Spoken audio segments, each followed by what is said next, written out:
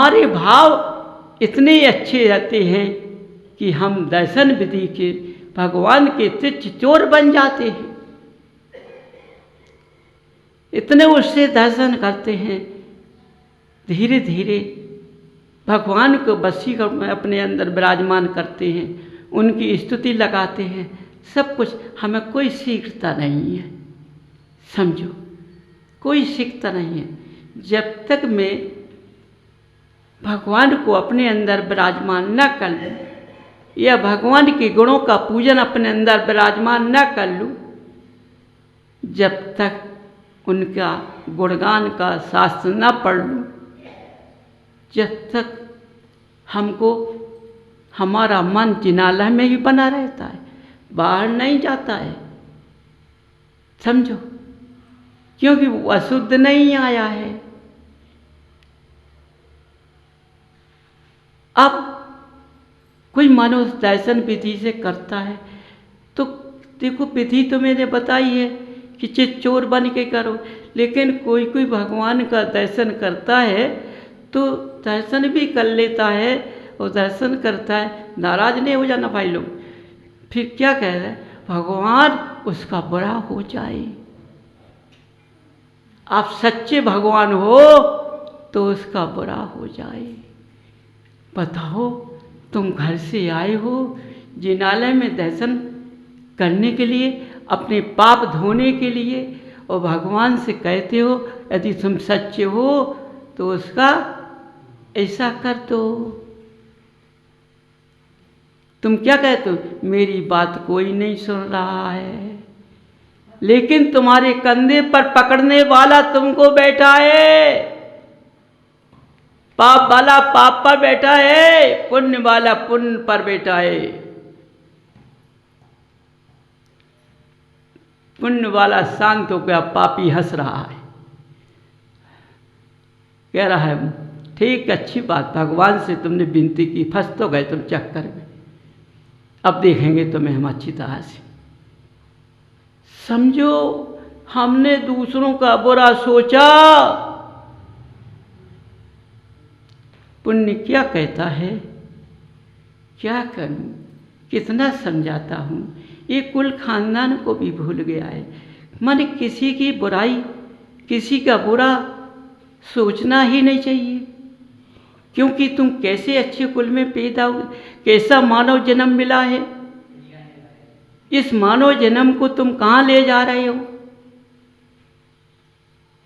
समझो बंधुओं, लेकिन जब पाप का मुखड़ा छा जाता है तो पुण्य का बंध नीचे चला जाता है, वो काम नहीं कर पाता है। ऐसे जीव,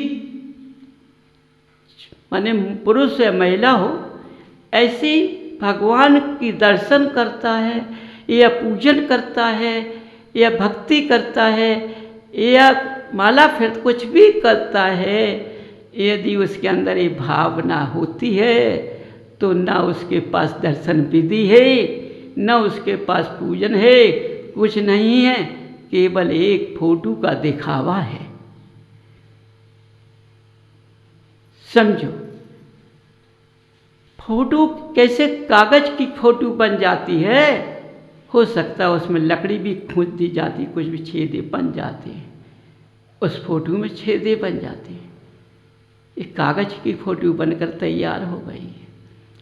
ऐसा कागज की फोटो बन के पूजन या दर्शन करता है तो उसने भगवान को कैसे पहचान लिया, उसने भगवान को नहीं पहचान पाया। बंधुओं समझो,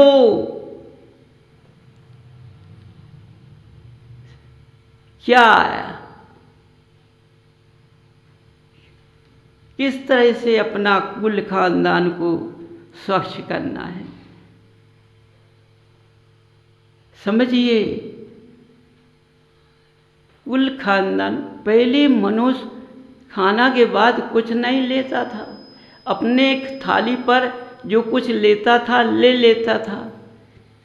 धीरे धीरे बदलते बदलते अब तो ऐसा हो गया, दिन भर फक फक फक फक करता रहता है, देता रहता है, गद्दी से मीटता रहता है, हंसता जाता है, फिर बीमारियां छाती हैं, है ना। कितनी पहले बीमारी तो बाद में आएगी, पहले उसका मुखारबिंद तो देखो कितना रचा हुआ है, कैसा रंगा हुआ है, समझो। कितना गलत मोह हो जाता है उसका। वैसे तो पत्नी बड़ा धर्म करती है, वह पत्नी वो मुखारबिंद को, उस मुखारबिंद थप्पड़ नहीं मार देती है, और पर तो लड़ती है, लेकिन ये मुखारबिंद तेरा कैसा है, कितना गंदा है। अरे भाई जरा दोष लग जाएगा तो लग जाएगा, उसका मुखारबिंद तो साफ हो जाएगा, उसका गद्दी से मीड़ना तो चला जाएगा, समझो। क्या है, क्या विवेक चल रहा है, कैसी आज की बुद्धि चल रही है मनुष्यों की, समझो कितना है। और भगवान का नाम भी लेता है। यदि थाली में माछी गिर जाए तो कहता मैं भोजन नहीं करता हूँ, तो थाली में गिरी माछी उड़कर चली जाती या गिर जाती, निकाल देते तो उसको खाता नहीं है, और अपना व्यसन करता, नशा करता है, उस नशे से अपने मुंह को रंग लेता है, वो भगवान का नाम लेता है। तू भगवान का नाम लेने वाला है क्या? तू कैसे भगवान का नाम लेता है इस गंदे मुख से, समझो। देखो शूद्र कहाँ है, नीचे, और नीच पहुंच गया मुंह के अंदर, समझो पहुंच गया है। कितना मुखारबिंद रचा हुआ है, समझिए। ये मुखारबिंद जिन जिन के रंगे हुए हैं, फिर उनको कितनी बीमारियां होती हैं। तो समझो यदि तुमने कुल खानदान में जन्म लिया है तो मुखारबिंद भी तो साफ रखो, अच्छा रखो, समझो ना कितना रंगा हुआ है। अरे तुम्हें कोई चीज़ देखने में क्रोध आ जाता है, कुछ भी आ जाता है, लेकिन तुम्हें दर्पण देखने से अपने मुखारबंद पर क्रोध नहीं आता है, समझो। अरे भाई जरा भी क्रोध आ जाए, दर्पण में अपने मुखारबिंद देखें, अरे वो चांटा गाल पर देते थे और क्रोध में अगर वो अपने चांटा दांतों पर लगा दो ना, सारे दांत झड़ जाएंगे, मुखारबिंद सुधर जाएगा, क्यों सूज जाएगा। क्यों घाला, क्या करने रंगा हुआ था, आज से हमको ये नशा नहीं करना है। अरे टूटा तो टूटा, नशा तो छूट गया, समझो। तो बंधुओं देखो, अपने रंग में रंग जाओ, इस कुल में पैदा हुए उस कुल में रंग जाओ, ऐसे कुलों में मत रंगो कि ये मुखारबिंद तुम्हारे कुल को लेके जा रहा है, समझो। तुम्हारी विचारधाराएं सही नहीं है, तुम्हारी भावना सही नहीं है। क्या है, हम दर्शन करते हैं, कहते भगवान उसका बुरा हो जाए, उसकी नाश हो जाए, बोलो समझो।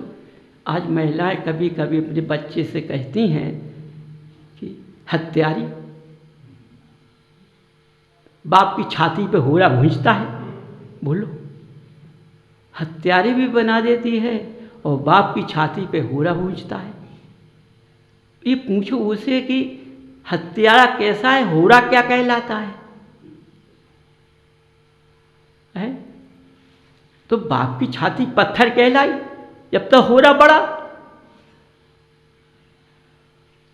माने वो पत्थर का है, वो पुद्गल में नहीं है। क्या ज्ञान की बात निकलती है,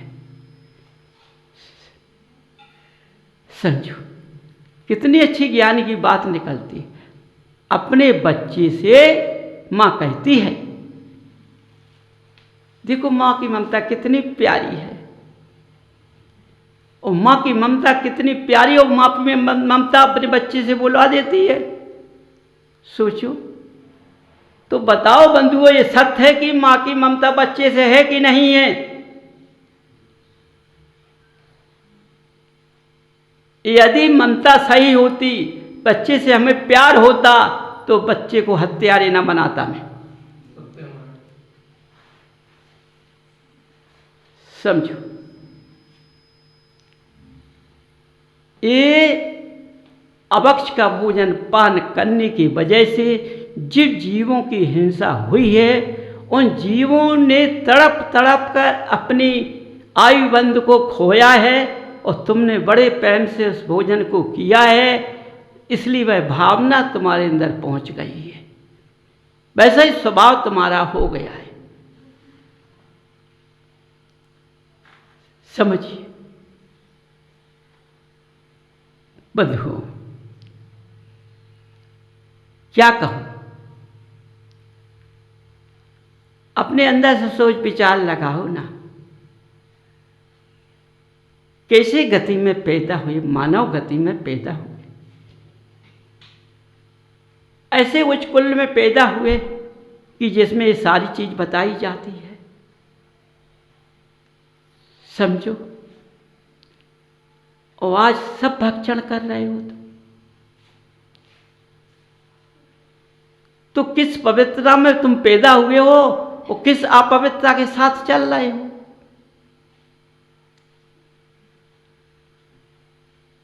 तो आज देखो, जितना मनुष्य पुरुष हो चाहे महिला हो, कितने दर्शन करते हैं, पूजन करते हैं, कितने अच्छे से पूजन करते हैं। वे पूजन करने के बाद उनका चेहरा देखना कितना कैसा बनता रहता है, बिल्कुल माने देखने लगेंगे ये भगवान को नहीं छोड़ेंगे, लेकिन ये कहते भगवान जब पूजन हम करेंगे तुम्हारी, तब भक्ति करेंगे जब उसका तुम विनाश करोगे। ऐसे मनुष्य पुरुष हो महिला हो ऐसी पूजन करते हैं भगवान की, ये भावना को रखकर पूजन करते हैं। ऐसी भावना के अनुसार पूजन शास्त्र नहीं देती है। वो कितना व्यक्ति, कितना पापी जीव है जो मुखारविंद भावना से रखता है और भगवान की पूजन करता है। और यदि कोई लोग मनुष्य भगवान की पूजन करने के बाद पूजन के बाद सोचने लगता है, समझो ये पूजन क्या है? माँ कहती है, जिनवाणी कहती है,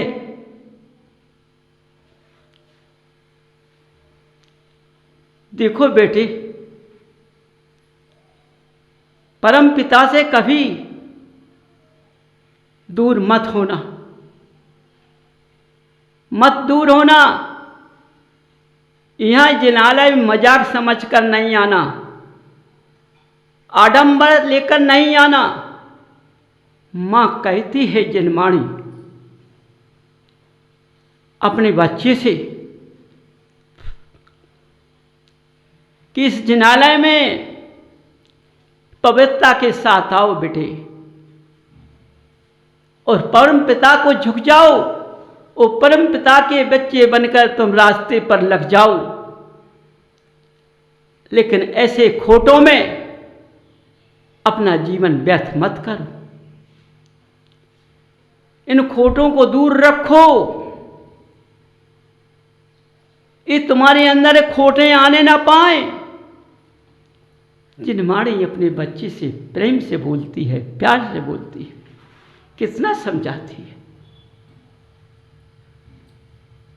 समझो बंधु, कितना समझाती जिनवाणी, कितना गला भर कर। लेकिन आज के पुरुषार्थ जीवन, पुरुष महिलाएं जिनवाणी को गले में माने अपने कंधे के अंदर दबाकर चल देती हैं, पुरुष कंधे के नीचे दबाकर चल देते हैं, है ना। जैसे किसी बालक को पकड़ा कंधे में दबा के चल दिए, जैसे जिनवाणी को चल देते हैं। जिनवाणी की कोई मर्यादा नहीं। आज के विद्वान ने जिनवाणी की मर्यादा रखी नहीं है। आज जिनवाणी के खंड खंड हो चुके हैं, क्योंकि यही तो है। यदि कुल खानदानी विद्वानी होते ना तो जिनवाणी की पहचान करते।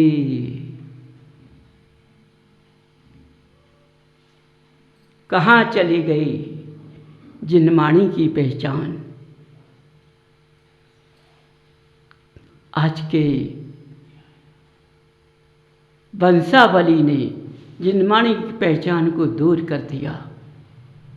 समझो, क्योंकि जैसा ही वंशावली में भोजन किया और वैसी गुणों का पान हो गया, वैसे ही विद्वान बन गया। उसने किसी बिंदु को नहीं समाप्त किया, विद्वान भी बन गया, कुछ भी बन गया, सेठ साहूकार भी बन गया, लेकिन उसने मान अहंकार को, मायाचारी को समझो अपने अंदर से नहीं छोड़ पाया। किस बात का वो साहूकार, किस बात का वो विद्वान? नहीं, माँ क्या कहती है, बेटे देखो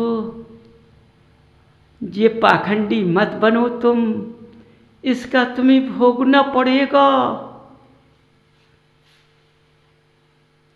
जिनवाणी अपने बच्चे से बोलती है, बच्चे कौन? तुम, भरत क्षेत्र के मानव जीवन के पुत्र।